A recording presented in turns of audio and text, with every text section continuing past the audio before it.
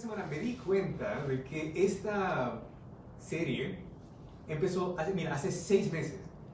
Medio año hemos tomado mirando al Antiguo Testamento y encontrando una y otra vez el tesoro más precioso, Jesucristo. Amén. Y incluso yo, muchos de ustedes saben que he estado predicando desde niño, pero incluso yo sigo aprendiendo. Imagínate, a los 24 años sigo aprendiendo. Y voy a admitir, tengo que confesar de que lo que les voy a enseñar el día de hoy fue algo que yo, voy a ser sincero, yo no realmente entendía mucho. Es un aspecto, es una parte del Antiguo Testamento que mucha gente ignora. Porque hemos hablado bastante de los héroes de la fe, de las personas que casi todo el mundo conoce, como Moisés, Daniel, el rey David. Aun si no eres cristiano, al menos has escuchado esos nombres. Sí, que el niño, que la ballena y todo eso. Casi todo el mundo sabe más o menos.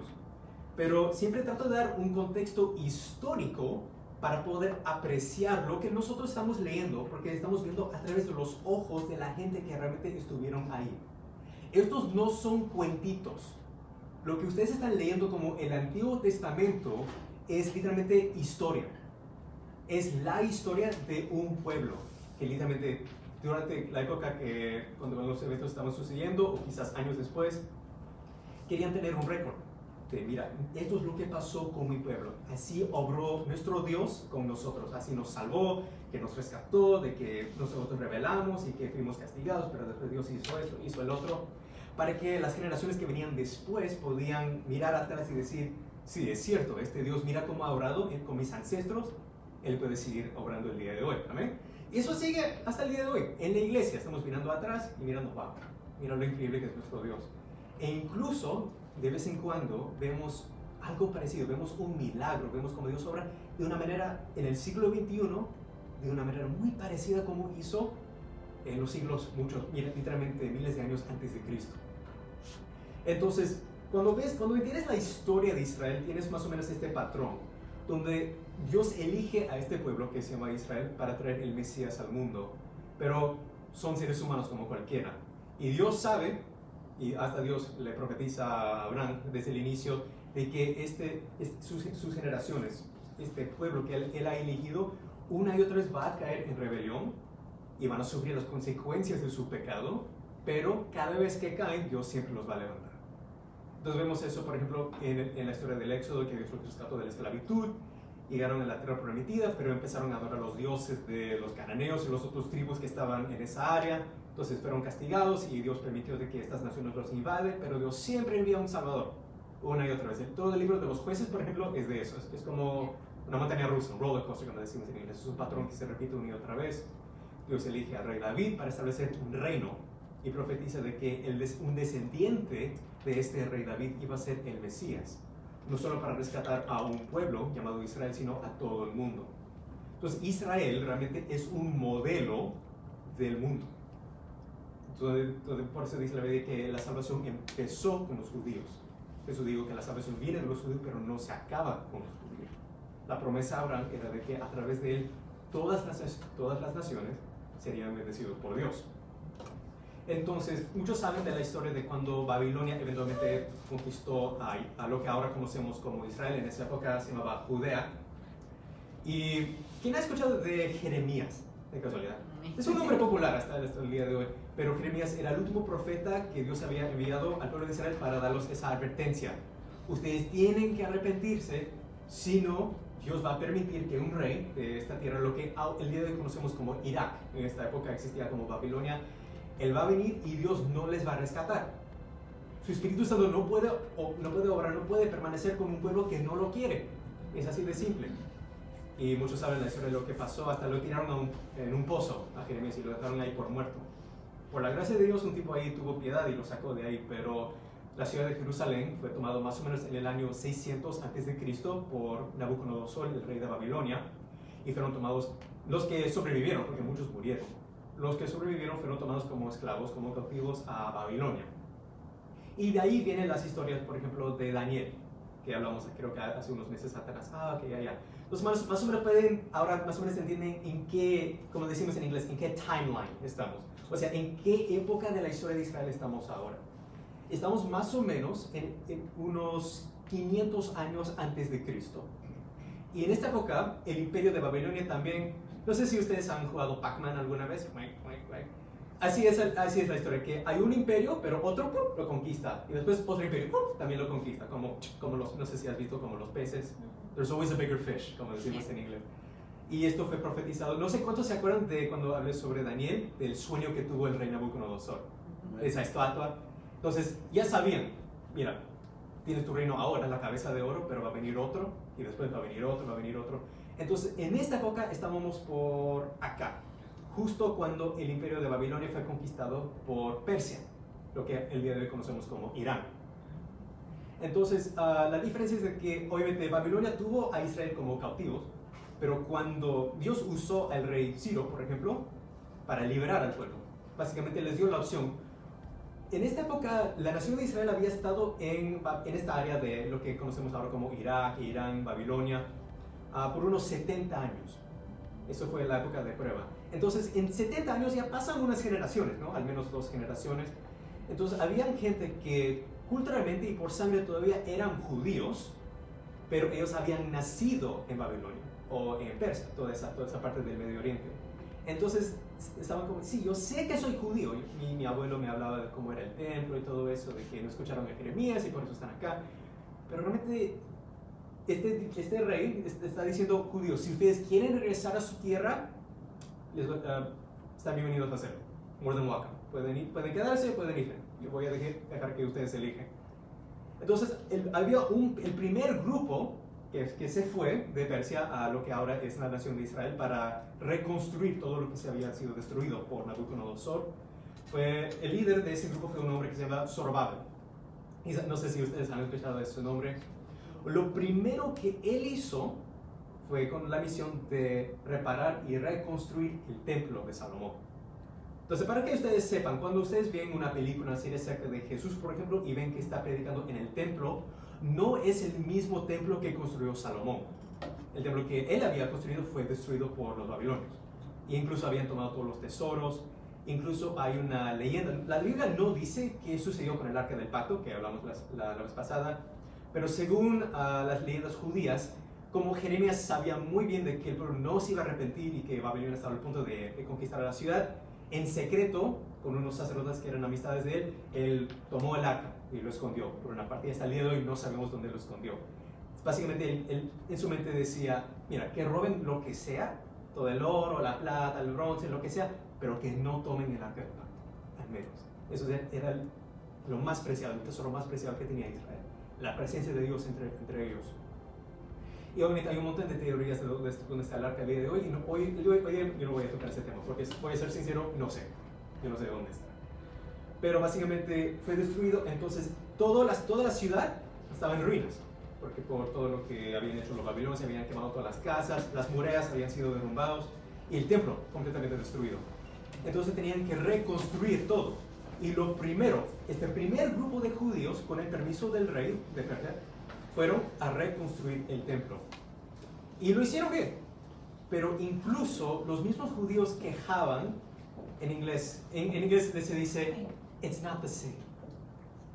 Incluso, le he dicho bastante a mi papá, porque nos encanta ver el fútbol.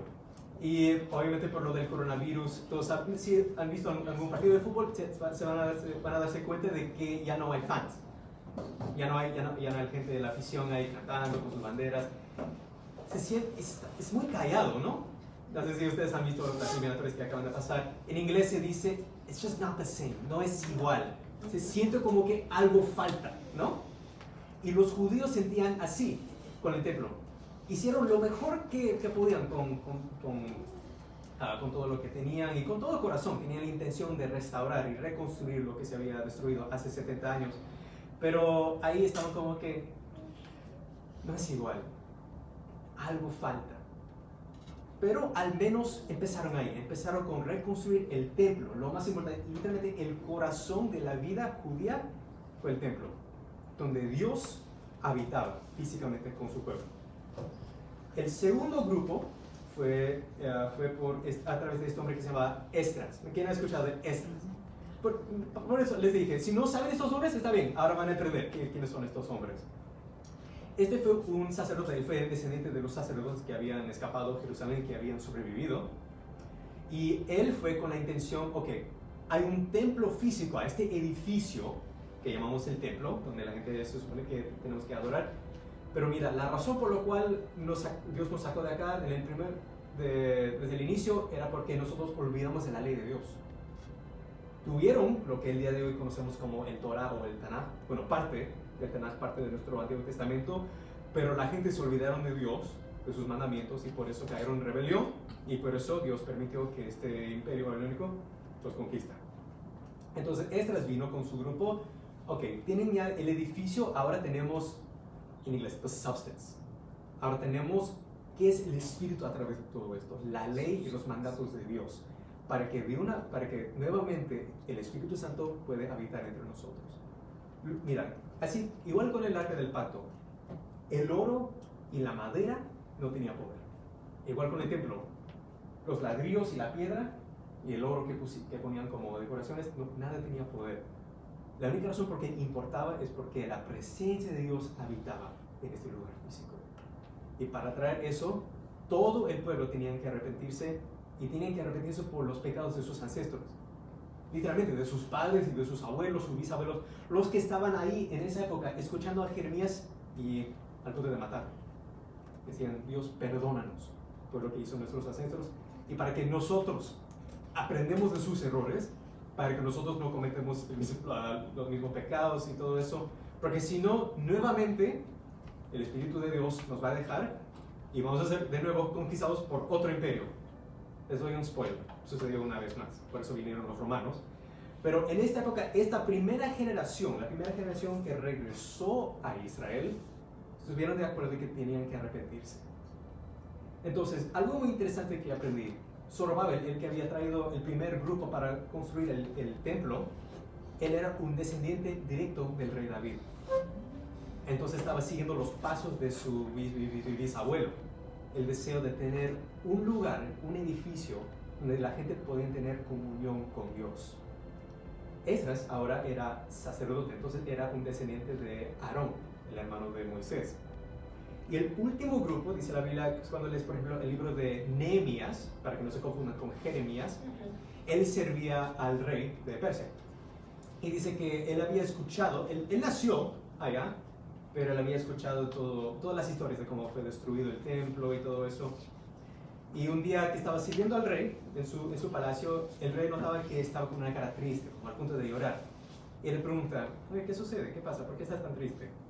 Él le dice la verdad, mira, yo soy judío y me acabo de enterar de todo lo que sucedió allá en casa, y por eso, quizás tú no eres judío, entonces quizás no vas a entender el dolor que yo siento. Literalmente el centro, el corazón de mi pueblo, de mi cultura, de mi fe, ha sido destruido por el pecado de mi pueblo. Y ahora todo está en ruinas. Mi ciudad, mi casa, mucha de mi familia quizás está muerta.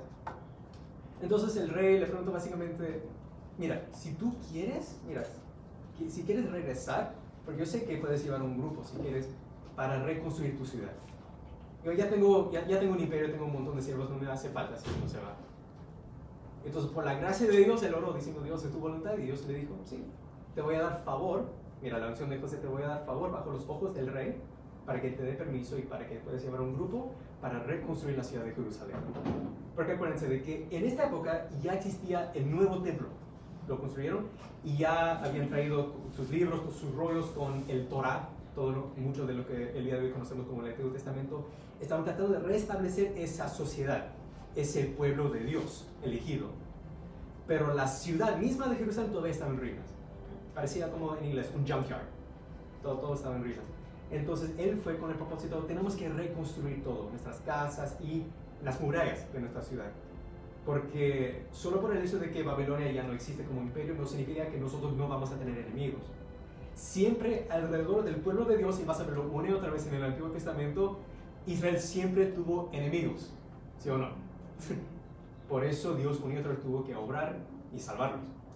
Entonces Nehemías sabía muy bien de que él tenía que reconstruir las murallas y las casas y todo para realmente restablecer, y él se dio cuenta de que Dios igual, cuando el pueblo de Dios una y otra vez estaba siendo infiel a los mandatos de Dios y al pacto que él había hecho con Abraham y con Moisés, aun cuando el pueblo es infiel, Dios sigue siendo fiel. Entonces, si Dios prometió de que a través de este pueblo, de la semilla de Abraham, iba a venir el Mesías, iba a suceder. Entonces, todos ellos querían ser participantes, querían participar literalmente en las promesas de Dios. Dios prometió que el Mesías iba a venir a través de nosotros y que iba a venir de nuestro pueblo. No iba a nacer en Babilonia o en Persia o en Asiria. No, acá.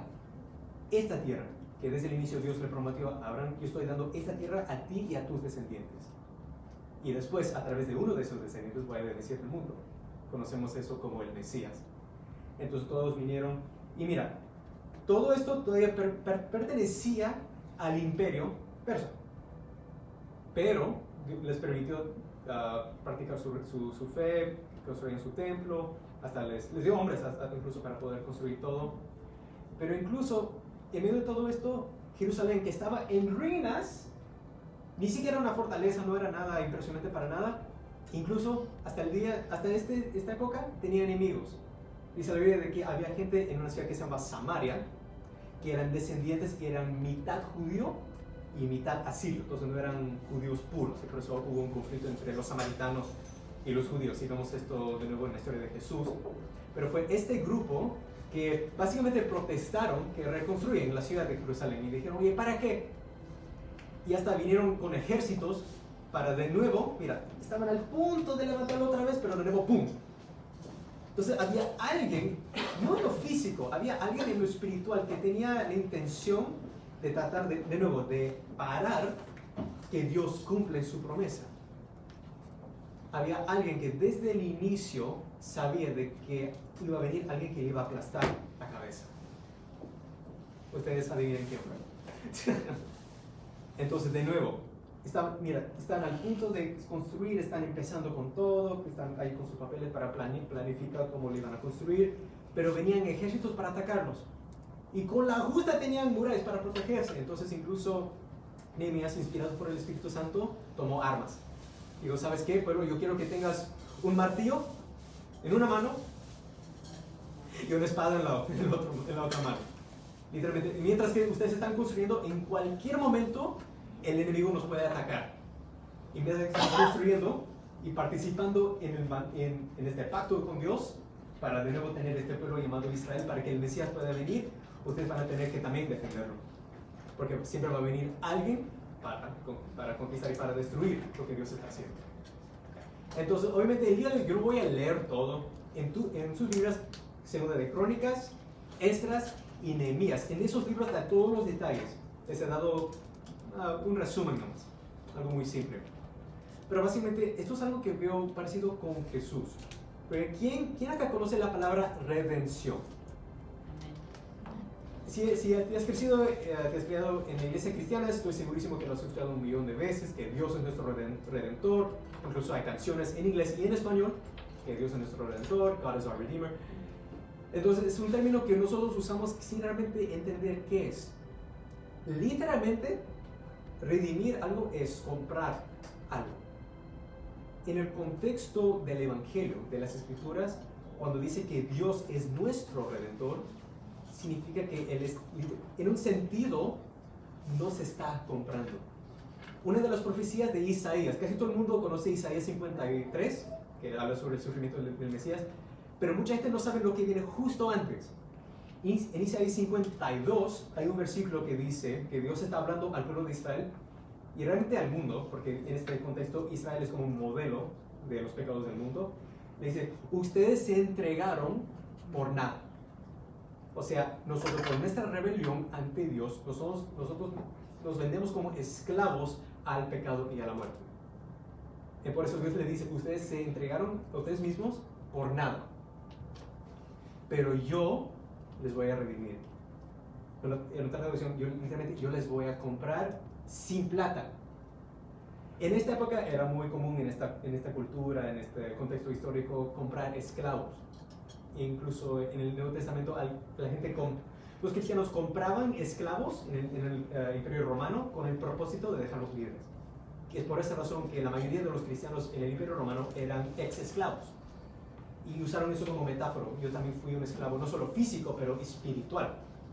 Yo fui un esclavo al pecado y a la muerte. pero Jesús es como este hombre cristiano que literalmente compró mi libertad. No porque me debía nada, por su propia voluntad. Entonces Dios profetiza justo antes de la profecía de Isaías 53 diciendo que yo también les voy a redimir, yo también les voy a comprar, les voy a rescatar del poder, de la esclavitud, del pecado y la muerte, pero sin plata. Dios nos compró con algo mucho más precioso y fue su propia sangre. ¿Okay? Entonces vemos esto que este tema de redención, que Dios está restaurando, Dios está comprando, nos está restaurando lo que se perdió en el Edén. Entonces por eso vemos estas figuras como, mira, tenemos a Zorobabel, este hombre que reconstruyó el templo de Salomón. Él era un descendiente del rey David, y si tú lees el primer capítulo del libro de Mateo, el Evangelio de Mateo, él es uno de los ancestros directos de Jesucristo. Mira cómo Dios usó eso, literalmente restaurando. Mira, Cristo vino para restaurar en el sentido espiritual el templo. Porque mira, el día de hoy, lo más cercano que tenemos a un templo físico es el Muro de los Lamentos en Jerusalén. Los que han ido a Jerusalén quizás lo han visto. Lo puedes meterte al Google Imágenes. Estoy segurísimo que ustedes lo han visto en la televisión alguna vez. Eso es todo lo que queda del templo físico de los judíos. Pero Dios nos dice una y otra vez en el Nuevo Testamento de que bajo el nuevo pacto el templo ya no es un edificio, no es solo una ubicación, no es un lugar que tú tienes que ir físicamente, literalmente viajar desde Irak a Israel para ir. El Espíritu Santo que habitaba en ese templo físico, ese edificio que llamábamos el templo, ahora puede habitar en nosotros para que tú y yo, redimidos por la sangre de Cristo, podemos ser el templo del Espíritu Santo. Es por eso, por ejemplo, que en 2 de Corintios, que Pablo habla y dice, ustedes no son suyos. O sea, tú no perteneces a ti mismo. Eso quizás suena raro para nosotros, pero él dice, ustedes fueron comprados por un precio. Perteneces a Dios y ahora el Espíritu de Dios. ¿Acaso no saben? Les dice, ¿acaso no saben que el Espíritu de Dios ahora habita en ti? Por eso, si tú eres un cristiano y tienes el Espíritu Santo dentro de ti, tú eres el nuevo templo. Literalmente, un templo móvil. Entonces, si el templo de Dios en el Antiguo Testamento tenía la presencia de Dios, ahora como tú eres móvil, eres un ser humano, tú puedes cargar la presencia de Dios donde sea que vayas. Entonces, eso es la misión del cristiano, para ser la luz del mundo. Y también Jesús es el verbo, la palabra de Dios que se restauró. Vemos eso en Esdras. Que no solamente, ok, ya, tengo el Espíritu de Dios en mí, y ahora también la palabra. La palabra también tiene que ser restaurada. Y es por esa razón que nosotros ponemos tanto énfasis en estudiar la Biblia. Uno de los primeros, el primer versículo que yo aprendí en el colegio cristiano, en el kindergarten, fue el Salmo 119, versículo 11, que dice, yo he guardado tu palabra en mi corazón para que yo no peque contra ti. Eso es el propósito de aprender la palabra de Dios. El Espíritu Santo está ahí y te convence del pecado y te está guiando, como dice Jesús, a toda verdad. Y después, lo último, nosotros no solamente somos templo, no solamente somos embajadores de Jesús, pero también estamos en una guerra. ¿Quién ha leído Efesios 6? Se habla del amor de Dios. Dice que nuestra lucha no es contra sangre ni carne. ¿Quién conoce este versículo? Sino contra principados, potestades. Literalmente está diciendo contra demonios. Estamos luchando, estamos en lo físico, pero en el espíritu estamos luchando contra otra dimensión. Esta dimensión de oscuridad que ya fue derrotada por Jesús a través de su muerte y resurrección. Entonces la única misión, lo único que le queda es robar almas. Es decir, mira, yo sé, el enemigo sabe muy bien que la guerra está perdida. Y él va a ser encerrado, como dice el libro de Apocalipsis. Entonces lo único que él puede hacer como un acto de venganza contra Dios es decir, sí, yo me voy al infierno, pero voy a tomar tu creación, que tú amas tanto, voy a llevarlo conmigo. Y mira, él no tiene poder sobre ti si tú no lo permites. Por eso dice la Biblia que resistas al diablo, sométate ante Dios y el enemigo huirá de ti. ¿Quién ha escuchado ese versículo? Yo quiero que ustedes aprendan para que en sus oraciones puedan acordarse. Él no tiene poder sobre ti. Está bajo la planta de tus pies, dicen las Escrituras. Pero si lo dejas y haces lo que hizo el pueblo de Israel y lo que muchos de nosotros hacemos el día de hoy, rebelando contra Dios y queriendo ser nuestros propios dioses, lo único que estás haciendo, y no puedes darle la culpa a Dios, tú mismo estás abriendo la puerta. Entonces vemos esta figura profética, un descendiente del rey David que restableció el templo, que ahora existe en tu corazón y en el mío. La palabra de Dios que tenemos que estudiar todos los días. Tener su palabra en nuestros corazones, porque acuérdense de que no era como ahora. En esa época no tenían Google, no tenían el app Biblia, que a veces yo uso también en mi prédica. Lo único que tenían era lo que sus rabís, sus maestros, sus líderes espirituales les enseñaban. Entonces los niños, desde muy pequeños, desde que empezaron a leer, memorizaban las escrituras. Hasta los sacerdotes tenían que memorizar los salmos. Imagínate, tener que memorizar los 150 salmos que tenemos el día de hoy. Y seguimos luchando. Pero, así como nuestra salvación no es nuestra propia fuerza, no es nuestro esfuerzo que gana la batalla. La guerra ya está ganada. Pero todavía hay una batalla por tu alma y por la mía. Pero a través de Cristo, lo que Él hizo, y cuando vemos a la cruz y vemos el precio que Él pagó por ti y por mí, estamos inspirados y tenemos una armadura espiritual, y la espada es que la palabra de Dios. Sigue construyendo. En una mano tienes el martillo, sigue construyendo el reino de Dios acá en la tierra, pero en la otra mano tienes la palabra de Dios. En cualquier momento que uno le ataque, está listo, porque Dios está a nuestro lado. Entonces la invitación que siempre doy al final de cada prédica es la oportunidad para recibir a Jesús, porque esa es la realidad. Dios vino para restaurar todo lo que se perdió por el pecado y la muerte. Y dice la Biblia, una y otra vez, que fuimos, dice Romanos, fuimos esclavos del pecado. Y que Dios nos liberó, nos redimió y tiene la intención de restaurar todo lo que se perdió, pero no lo hace por fuerza. Por su gracia somos salvos, y también el Espíritu Santo es un caballero. Él no va a forzar a nadie a arrepentirse, no va a forzar a nadie a participar en este plan divino que Dios ha tenido desde el inicio. Necesitas que lo único que Él necesita es que usted se arrepienta, confiesa a Jesús como Señor, para que su Espíritu Santo venga a ti y te transforma desde adentro hacia afuera. Entonces siempre empezamos con esta oración muy simple: Dios, ten misericordia de mí, un pecador, una pecadora. Y ahí donde estás tú en este momento, donde sea, estás en tu casa, estás en tu trabajo, donde sea que estés, espero que no en el trabajo, donde sea que estés mirando este video, en Facebook Live, tú mismo, yo no te puedo decir lo que tienes que decir. Yo no quiero que repita para que piensen que esto son palabras mágicas. Repito esto y ya estoy salvo. Tú tienes que confesar, tú tienes que derramar todo lo que está ahí ante Dios, para que tú puedas ser templo del Espíritu Santo. Decirle a Dios: yo confieso que yo soy esto, que yo hago esto y el otro, perdóname. Venimos ante Dios con confianza, porque Él está ahí, con los brazos abiertos, esperando que nosotros venimos a Él, corriendo como un niño a su Padre. Y con eso, con esa confesión de fe, de que Jesucristo es el Señor, de que Él murió en la cruz por nuestros pecados, y de que al tercer día resucitó entre los muertos para darme vida eterna, destruyendo el poder del pecado y la muerte sobre mi vida. Espíritu Santo, entra en mí, hazme templo, enséñame tu palabra y dame las fuerzas para luchar esta guerra espiritual hasta el día que Jesucristo venga como Rey y establece su reino sobre esta tierra. Los bendigo en el nombre de Jesús. Amén. Gloria a Dios.